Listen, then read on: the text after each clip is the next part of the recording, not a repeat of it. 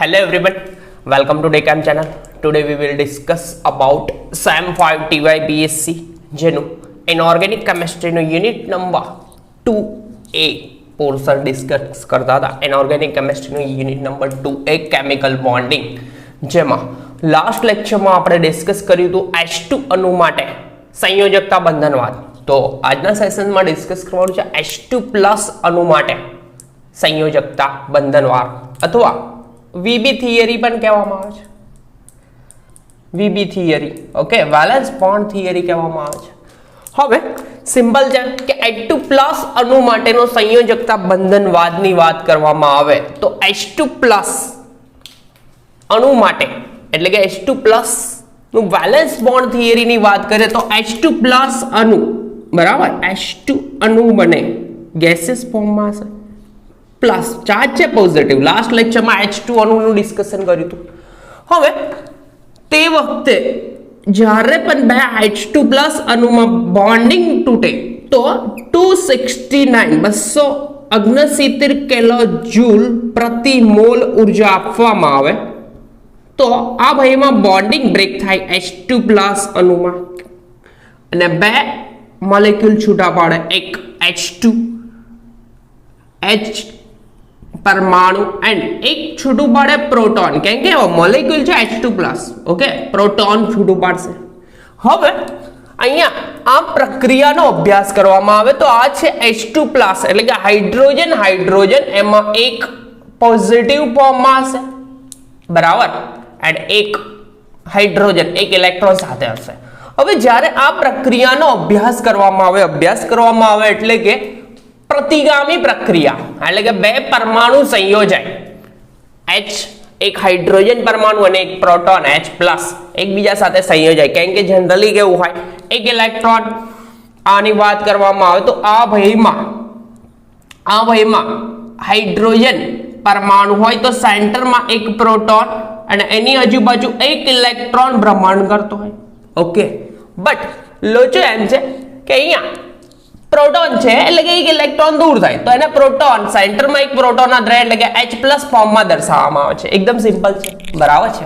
તો H2+ અણુની ઉત્પત્તિ સમજાવવા માટે H2+ અણુ હાઇડ્રોજન બરાબર, તો H2+ અણુની ઉત્પત્તિ શક્તિના ઘટાડા દ્વારા પૂર્ણ થાય, કેમ કે પ્રતિગામી પ્રક્રિયાનો અભ્યાસ કરવામાં આવે એટલે કે રિવર્સ રિએક્શન જોવામાં આવે તો હાઇડ્રોજન અણુ બરાબર H2+ એટમની ઉત્પત્તિ જે થાય છે, કેમ કે આમાં ઉર્જાઓ કેટલી મુક્ત થશે 269 કિલો જૂલ પ્રતિ મોલ ઉર્જાઓ મુક્ત થશે. તો H2+ અણુની ઉત્પત્તિ શક્તિના ઘટાડા દ્વારા થાય છે,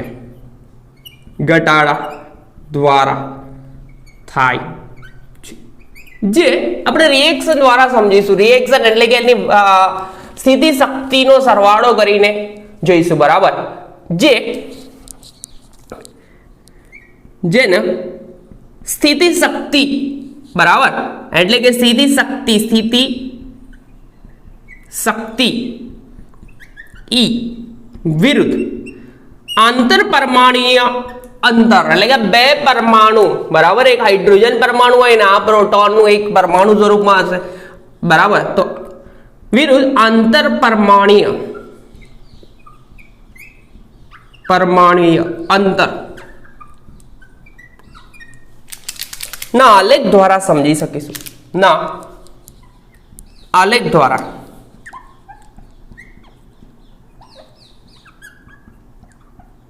સમજી શકાય. તો જોવામાં આવે ને તો ભાઈમાં અમે પ્રોટોન થોડો નજીક લખી લો, અમને અહીંયા ગ્રાફ પ્લોટ ફોર્મ કરવો છે. તો અહીંયા જોવામાં આવે ને એકદમ સિમ્પલ છે કે બે પરમાણુ બરાબર, આ પ્રોટોન છે. હવે સ્થિતિ શક્તિ E વિરુદ્ધ આંતર પરમાણુય અંતર પરમાણુય અંતર. ઓકે, એટલે કે બે પરમાણુના કેન્દ્રો વચ્ચેનું અંતરનો ગ્રાફ પ્લોટ કરવામાં આવે તો થાય છે શું કે અહીંયા સેન્ટર પોઈન્ટે સેન્ટરનો જે પોઈન્ટ છે ત્યાં આગળ સ્થિતિ શક્તિનું મૂલ્ય કેવું હશે 0. ઓકે, હવે ધારો કે આ બે પરમાણુ, એક મેં આ પરમાણુને એ પરમાણુ કહું અને બીજો પરમાણુ જે તેને બી વડે દર્શાવું, બરાબર, જેમાં HA પરમાણુ અને HB પરમાણુ, એટલે કે HB પરમાણુ નહીં, પ્રોટોન ફોર્મમાં છે કેમ કે ઇલેક્ટ્રોન તો ઓછું છે, આપણે ઉત્પત્તિ જોવાની છે H2+ ની.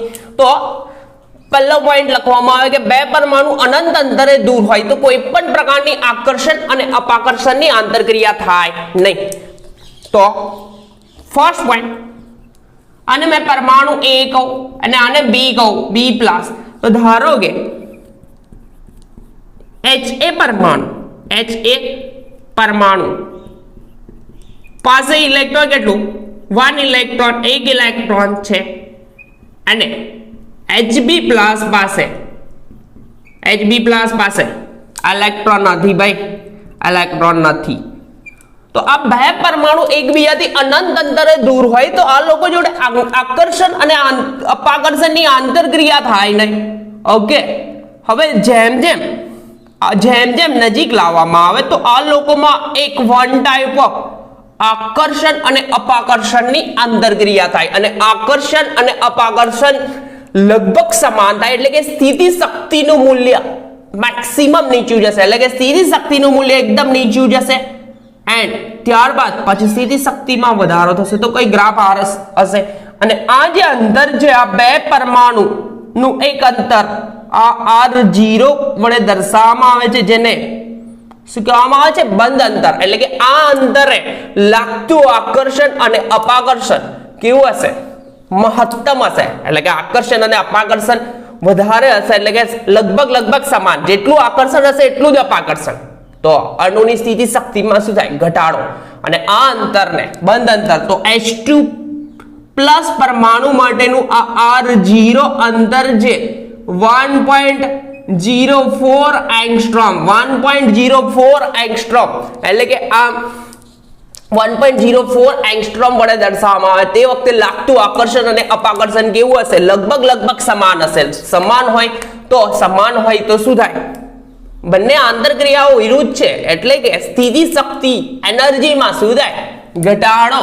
એનર્જીમાં ઘટાડો, તો મેક્સિમમ ઘટાડો જોવા મળે છે આ પોઈન્ટે R0 અંતરે. તો ધારો કે HA પરમાણુ અને એક ઇલેક્ટ્રોન છે ને HB પરમાણુ પાસે ઇલેક્ટ્રોન નથી અને અનંત અંતરે આ લોકો પર અનંત અંતરે કોઈ પણ પ્રકારનું આકર્ષણ કે અપાકર્ષણ, આકર્ષણ કે અપાકર્ષણ નથી. ઓકે, અપાકર્ષણ લાગતું નથી, અહીંયા લખી દઉં, લાગતું નથી. ઓકે, હવે આ ભાઈઓને અનંત અંતરેથી જેમ નજીક લાવવામાં આવે તો શું થાય? આકર્ષણ અને અપાકર્ષણની નવી આંતરક્રિયા ઉત્પન્ન થાય, બરાબર. તો જેમ નજીક આવે આકર્ષણ અને અપાકર્ષણની આંતરક્રિયાઓ થવા માંડે, એટલે કે શક્તિમાં ઘટાડો થાય. અને એ શક્તિનો ઘટાડો જ આ વેલેન્સ બોન્ડ થિયરીમાં જોવાનો છે, બરાબર. માં ફરીથી રબ કરી દો. પોઈન્ટ નંબર 2 લખું કે આ બે પરમાણુ કયા? એક HA પરમાણુ, અહીંયા HA પરમાણુનું ઇલેક્ટ્રોન ને 1 વડે દર્શાવવામાં આવશે, બરાબર. એનું એક તરંગ વિધેય મેં લખું છું. અનંત અંતરે દૂર હોય તો તે વખતેનું તરંગ વિધેય, કેમ કે અહીંયા સ્પેસ નથી, ગ્રાફ તો એઝ ઇટ ઇઝ જ રહેશે, બરાબર. તો તે વખતેનું તરંગ વિધેય, તો અહીંયા અનંત અંતરે દૂર હોય તે વખતેનું તરંગ વિધેય લખું છું. પછીથી ભાઈઓને નજીક લાવવામાં આવે, અનંત અંતરેથી નજીક આવે તો શું થશે? નવી આકર્ષણ અને અપાકર્ષણની આંતરક્રિયા ઉત્પન્ન થશે, બરાબર. કઈ રીતના થશે તે જોઈશું. એકદમ સિમ્પલ થિયરી છે. H2 અણુ માટે એના કરતા તો ઈઝી છે, કેમ કે આકર્ષણ અપાકર્ષણની આંતરક્રિયા કેવી થઈ જશે? ઓછી થઈ જશે, કારણ કે અંતર જો વધારે છે. રીઝન શું છે કે આમાં 1.04 એંગસ્ટ્રોમ છે અને H2 માં 0.7 બોર એંગસ્ટ્રોમ કેમ આવશે?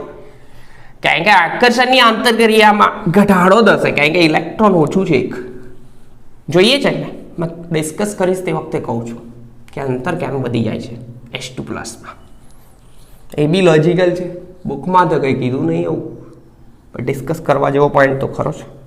તો અનંત અંતરે દૂર હોય તો તે વખતેનું તરંગ વિધેય, અનંત અંતરે દૂર હોય તે વખતેનું તરંગ વિધેય, એક સેકન્ડ પરફેક્ટ રબ કરી લઈએ, બરાબર છે. તો અનંત અંતરે દૂર હોય તે વખતેનું તરંગ વિધેય સાઈ, ઓકે.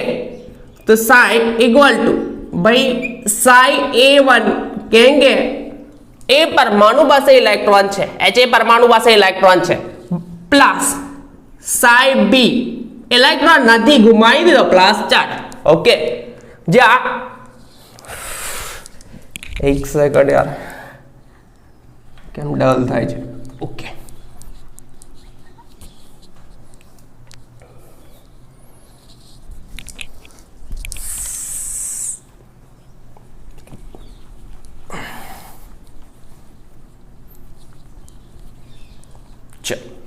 ડ્રાય થવું જરૂરી છે, બરાબર છે. હવે બે પરમાણુ અનંત અંતરેથી HA પરમાણુ અને HB પ્લસ, B પ્લસ એ તો ઇલેક્ટ્રોન છે નથી, પોઈન્ટ નંબર સેકન્ડ, ઓકે. તો પોઈન્ટ નંબર સેકન્ડ ભાઈ કહે છે, બરાબર છે, શું કહે છે? અનંત અંતરેથી આ બે પરમાણુ નજીક લાવવામાં આવે, બરાબર છે. તો આ HA પરમાણુ અને જ્યારે HA પરમાણુ, અહીંયા 1 છે, 1 તે HA પરમાણુનો ઇલેક્ટ્રોન છે, આ 1 વડે દર્શાવ્યું છે. HA પરમાણુ અને HB પ્લસ પરમાણુ, HB પ્લસ પરમાણુ અનંત અંતરેથી, અનંત અંતરેથી ક્યાં લાવવામાં આવે? નજીક લાવવામાં આવે, નજીક, ઓકે. એકબીજાની નજીક લાવવામાં આવે, લાવવામાં આવે ત્યારે લાગતું આકર્ષણ, કેમ કે આકર્ષણના કારણે જ નજીક આવે, આકર્ષણ અને અપાકર્ષણ કયા પ્રકારના માહિતી જોઈ લો. એકદમ સિમ્પલ છે કે સપોઝ વેઇટ, આપણી ગ્રીન માર્કર, હા, ઓકે. તો આપણા ભાઈ પરમાણુ HA પરમાણુ, અરે મેં દર્શાવું છું HA પરમાણુ, ઓકે. પરમાણુનું કેન્દ્ર અને ભાઈનું ઇલેક્ટ્રોન, ને મેં કઈ રીતે દર્શાવું? ઇલેક્ટ્રોન 1 માઇનસ ચાર્જ બી દર્શાવેલો, ને બીજો પરમાણુ છે HB પરમાણુ, જેના પાસે ઇલેક્ટ્રોન તો છે નહીં, ખાલી કેન્દ્ર છે, કેન્દ્રમાં પ્રોટોન છે. તો આ બે પરમાણુ એકબીજાની નજીક આવે તો લાગતા નવા આકર્ષણ અને અપાકર્ષણની વાત કરીએ તો કઈ રીતના આવશે? વેઇટ તો HA પરમાણુ એઝ ઇટ ઇઝ, HA પરમાણુ જે પોતાના ઇલેક્ટ્રોન, HA પરમાણુનું જે કેન્દ્ર છે તે પોતાના ઇલેક્ટ્રોન પર આકર્ષણ લાગશે, જે ઓરેન્જથી મેં દર્શાવું છું. અને HB પરમાણુ જ્યારે નજીક આવે, HB પરમાણુ જ્યારે નજીક આવે, પરમાણુ કેન્દ્રમાં કહે અહીંયા પોઝિટિવ, તો આ ભાઈ ઇલેક્ટ્રોન નંબર 1 પર એક નવા પ્રકારનું આકર્ષણ બળ લાગશે, બરાબર, નવા પ્રકારનું આકર્ષણ બળ લાગશે. એ બીજી વસ્તુ, આ પરમાણુ કેન્દ્રમાં બી પોઝિટિવ, તો આ બીજું, આ ગ્રીન કલરથી નવા પ્રકારનું આકર્ષણ બે થશે, એક આકર્ષણ થશે ને એક અપાકર્ષણ, બે પરમાણુ પોઝિટિવ અપાકર્ષણ. ખબર પડી? એકદમ સિમ્પલ છે કે જ્યારે પણ બે પરમાણુ અનંત અંતરેથી દૂર હોય તો લાગતું નવા પ્રકારના આકર્ષણ બળ અને અપાકર્ષણ. તો પહેલું લખી શકાય મારાથી, અહીંયા મેં લખું, સ્પેસ છે. તો પહેલી વસ્તુ કે અપસાઇડે લખું, અપસાઇડે લખી દઉં ને, શું વાંધો છે? રબ કરવું પડશે તો કરી દઈશું, પ્રોબ્લેમ શું છે? તો લાગતું આકર્ષણ અને અપાકર્ષણ અનંત અંતરેથી દૂર હોય તો લાગતું આકર્ષણ અને અપાકર્ષણ તો થશે શું કે Ha પરમાણુ રબ કરું છું વેટ Ha પરમાણુ અને એ ભાઈ પોતાના જ ઇલેક્ટ્રોન પર આકર્ષણ લાગશે Ha પરમાણુ અને પોતાના જ ઇલેક્ટ્રોન પર લાગતું આકર્ષણ પણ એક એ તો હશે અમે પહેલું જ લખી દઈશ ઓલરેડી હતું એ બટ નવા પ્રકારના બે છે Hb પરમાણુ કેન્દ્ર એન્ડ બીજો ઇલેક્ટ્રોન નંબર 1 પર નવું આકર્ષણ પણ લાગશે એન્ડ બીજું અપાકર્ષણ બે કેન્દ્રો વચ્ચે અપાકર્ષણ અને અહીંયા જોવામાં આવે ને તો અહીંયા આકર્ષણની માત્રા H2 અણુ કરતા ઘટી જાય છે એટલા માટે જ ભાઈ આકર્ષણ ઓછું તો એકદમ નજીક તો આવી નહીં શકે એટલા માટે થોડા દૂર છે 0.74 કરતા તો દૂર જ છે H2 અણુ કરતા કેમ કે એમાં ઇલેક્ટ્રોન કેટલા હતા બે હતા તો આકર્ષણ બી વધારે હતા આકર્ષણની માત્રા બટ અહીંયા શું થાય છે ઓછી થઈ ગઈ છે વેટ તો મેં લખું પહેલું Ha પરમાણુ એક electron number 1 electron 1 okay electron 1 અને Ha પરમાણુ એટલે કે પોતાના જ ઇલેક્ટ્રોન ઓરેન્જ પ્રકારનું છે પરમાણુ વચ્ચે લાગતું આકર્ષણ એક પહેલું આકર્ષણ જેને આકર્ષણની માત્રાને નેગેટિવ સાઇનમાં દર્શાવે -e² અપન r એ કેન્દ્ર છે એન્ડ ઇલેક્ટ્રોન 1 પર લગાડે છે એક બીજું છે સેકન્ડ વન શું થશે કે ભાઈ બીજા પ્રકારનું આકર્ષણ ઓરેન્જ થી દર્શાવો ઇવન ઇલેક્ટ્રોન એટલે કે આ નવા પ્રકારનું અને Hb પરમાણુ કેન્દ્ર આ બી પરમાણુ કેન્દ્ર છે વચ્ચે ઓ ભગવાન લાગતું આકર્ષણ ઇક્વલ ટુ -e² અપન r આકર્ષણ જ છે એટલે આકર્ષણ છે ભાઈ આકર્ષણ RB1 ઓકે એન્ડ બે કેન્દ્રો Ha અને Hb કેન્દ્ર વચ્ચે લાગતું અપાકર્ષણ ઓકે લખી દો થર્ડ વન Ha અને Hb કેન્દ્ર વચ્ચે લાગતું અપાકર્ષણ ઓકે તો અપાકર્ષણની સાઇન હશે પોઝિટિવ e² અપન r બે એક કેન્દ્ર A B ઓકે તો ટોટલ આટલું થશે આકર્ષણ અને અપાકર્ષણ અને જ્યારે પોઈન્ટ નંબર થર્ડ પોઈન્ટ એવું છે કે જ્યારે પણ r0 અંતરે આવે તો લાગતું આકર્ષણ અને અપાકર્ષણની માત્રા લગભગ સમાન થાય છે એટલે કે શું થાય અણુની સ્થિતિ શક્તિ ઘટે છે એટલે કે અણુ કેવો બને સ્થાયી બને અને આ જે r0 જે છે તેને શું કહેવાય બંધ અંતર કહેવામાં આવે છે શું કહેવામાં આવે છે બંધ અંતર અને આ બોન્ડ તોડવા માટે આપવી પડતી ઉર્જા કેટલી હતી 269 કિલો જૂલ પ્રતિ મોલ જેને બંધ ઉર્જા કહેવામાં આવે છે બરાબર તો હવે અમે રબ કરીને ટોટલ સ્થિતિ શક્તિ V કરી દઉં ડાઉન સાઈડે કરી દઉં ને જગ્યા છે તો ટોટલ સ્થિતિ શક્તિ એટલે કુલ સ્થિતિ શક્તિ આ સમયે કુલ સ્થિતિ શક્તિ ગણવામાં આવે તો આ સમયે સ્થિતિ શક્તિ V જેનું મૂલ્ય છે ભાઈ આજે તેનું સરવાળો જ કરવાનો -e² દેખાશે okay A1 R -e² upon R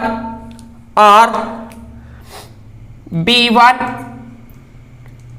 plus e² upon RAB okay હવે કરવાનું શું છે કે આ એનર્જીનું મૂલ્ય જે કેલ્ક્યુલેટ એટલે કે સીધી શક્તિનું મૂલ્ય જે કેલ્ક્યુલેટ કર્યું જેને પુટ કરીશું શામાં શ્રોડિંજર સમીકરણમાં. તો શ્રોડિંજર સમીકરણ શું કહે છે તે શ્રોડિંજર સમીકરણ તો ખબર જ છે બરાબર.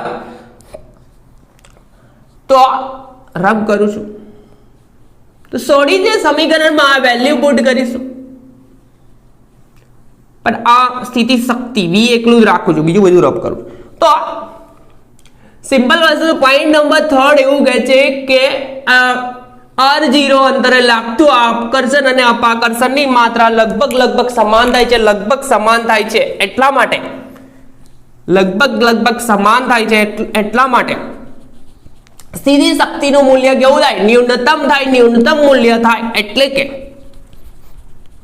શક્તિ નું મૂલ્ય ન્યૂનતમ થાય એટલે કે અણુસ્થાયી બને અને આ અંતરને બંધ અંતર કહેવામાં આવે છે. શું કહેવામાં આવે છે? આ અંતરને બંધ અંતર કહેવામાં આવે છે અને આ બંધ તોડવા માટે બંધ અંતર કેટલું છે 1.04 એંગસ્ટ્રોમ અને બંધ તોડવા માટે આપવી પડતી જે ઊર્જા છે જેને બંધન ઊર્જા નામ આપવામાં આવ્યું છે બંધ તોડવા માટે H2+ માં 269 કિલો જૂલ પ્રતિ મોલ 1 મોલ દીઠ એટલી આપવી પડે છે બરાબર છે. હવે શ્રોડિંજર સમીકરણ અનુસાર શ્રોડિંજર સમીકરણ એકદમ સિમ્પલ છે બટ બોર્ડ રબ કરવામાં તકલીફ પડે. ચાલો તો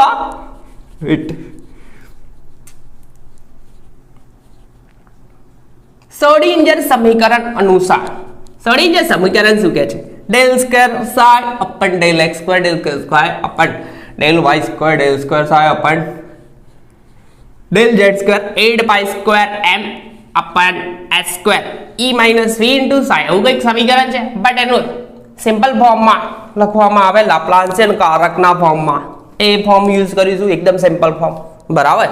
તો લખું મેં શ્રોડિંજર સમીકરણ અનુસાર શ્રોડિંજર સમીકરણ છે શું લાપ્લાસિયન કારક નો સ્ક્વેર del square બોલો તો કોઈ भी प्रॉब्लम नहीं यार plus 8 pi square m upon s square e minus v into psi equal to 0. આ સમીકરણમાં સ્થિતિ શક્તિ v નું મૂલ્ય પુટ કરવામાં આવે બરાબર એ તો કેલ્ક્યુલેટ કરવાનું હતું તો પુટ કરીશું તો આપણને ફાઇનલ આન્સર મળશે. તો so that as it is 8 pi square m upon h square e okay e minus value મૂકીશું માઇનસ પ્લસ થઈ જશે e સ્ક્વેર અપન r a1 થશે પરમાણુ કેન્દ્ર અને પોતાના ઇલેક્ટ્રોન વચ્ચે લાગતું આકર્ષણ બીજું a સ્ક્વેર અપન આ b પરમાણુ નજીક આવ્યો પછી ઇલેક્ટ્રોન 1 પર આકર્ષણ લાગે અને બે પરમાણુ વચ્ચે લાગતું અપાકર્ષણ તો અહીંયા ચિહ્ન હતું માઇનસ પ્લસ માઇનસ થશે એટલે કે a સ્ક્વેર અપન r ab આ અપાકર્ષણ થશે and psi equal to 0. તો આ સ્થિતિ શક્તિનું કેલ્ક્યુલેશન કરી અને આપણે પુટ કર્યું શામાં શ્રોડિંજર સમીકરણમાં. ત્યાર પછી પોઈન્ટ નંબર 4 કે પોઈન્ટ નંબર 4 તો એકદમ સિમ્પલ છે કે જ્યારે પણ બે પરમાણુ વચ્ચેનું અંતર 1.04 એંગસ્ટ્રોમ હોય તો કોઈ પ્રોબ્લેમ નહીં બટ r0 અંતર કરતા વધુ નજીક બે પરમાણુ લાવવામાં આવે તો લાગતું આકર્ષણ કરતા અપાકર્ષણની માત્રા વધી જાય છે એટલે કે આ સ્થિતિ શક્તિનું મૂલ્યમાં શું થાય વધારો થાય અને અણુ અસ્થાયી બને. તો આ તો પોસિબલ નહીં. પોઈન્ટ નંબર 4 તો ખબર પડી ગઈ લખી દેશો. એન્ડ પોઈન્ટ નંબર 4 એવું કહે છે કે ભાઈ પરમાણુ જે છે બરાબર H2+ અણુ બન્યા બાદ એ પોતાની સ્વતંત્ર લાક્ષણિકતા ગુમાવે છે એટલે કે H2+ અણુમાં Ha પરમાણુ અને Hb+ પ્રોટોન કહીએ તો બી ચાલે પોતાની સ્વતંત્ર લાક્ષણિકતા ગુમાવે છે. કેમ?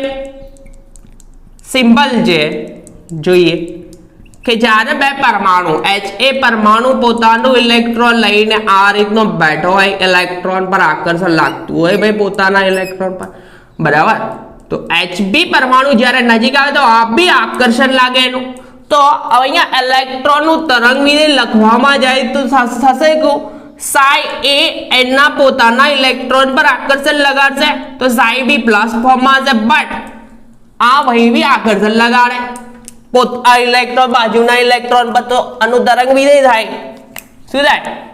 psi a plus and psi b1, એટલે કે પોતાની સ્વતંત્ર લાક્ષણિકતા ગુમાવે. અણુના ફોર્મમાં હોય તો સિમ્પલ એક ઇલેક્ટ્રોન Ha અણુ પોતાના ઇલેક્ટ્રોન પર આકર્ષણ લગાડે, અને જો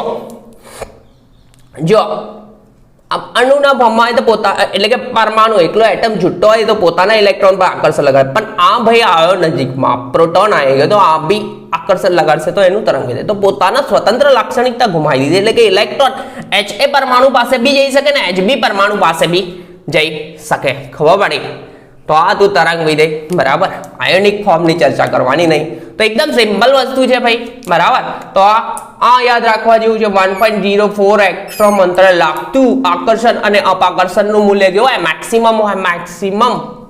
મેક્સિમમ એટલે કે લગભગ સમાન હોય, બરાબર. મેક્સિમમ તો વધારે નજીક આવે તો લગભગ સમાન હોય, તેથી સીધી શક્તિમાં ઘટાડો થાય અને R0 બંધ અંતર કહેવામાં આવે છે, બરાબર છે. તો H2 પ્લસ અણુ માટેનો સંયોજકતા બંધનવાદ નેક્સ્ટ લેક્ચરમાં ડિસ્કસ કરીશું. આણ્વીય કક્ષકવાદ, એમો થિયરી, મોલેક્યુલર ઓર્બિટલ થિયરી, જે કેમિકલ બોન્ડિંગનું હાર્ટ છે ભાઈ, બરાબર. વાલેન્સ બોન્ડ તો છે જ, બટ એમો એના કરતા સ્પેશિયલ છે. તો નેક્સ્ટ લેક્ચરમાં મળ્યા એમો થિયરી સાથે. ત્યાં સુધી કન્ટિન્યુમાં પ્રિપેર કરતા રહો અને આપણા લેક્ચરના મેક્સિમમ શેર કરો. થર્ડ યર બીએસસીના સ્ટુડન્ટને પહોંચતા કરો ભાઈ લેક્ચર, બરાબર. એન્ડ કન્ટિન્યુમાં લેક્ચર આવતા રહેશે. થર્ડ યર બીએસસીના તો આવશે પરફેક્ટ, બરાબર. એન્ડ આપણી ચેનલ પર ફર્સ્ટ ટાઈમ આવ્યા હોય તો ભાઈ રેડ બટન પર થપ્પો મારો, બરાબર. તો કન્ટિન્યુમાં લેક્ચર આવતા રહેશે અને લેક્ચરને મેક્સિમમ શેર કરો. નેક્સ્ટ લેક્ચરમાં મળ્યા એમો થિયરી સાથે.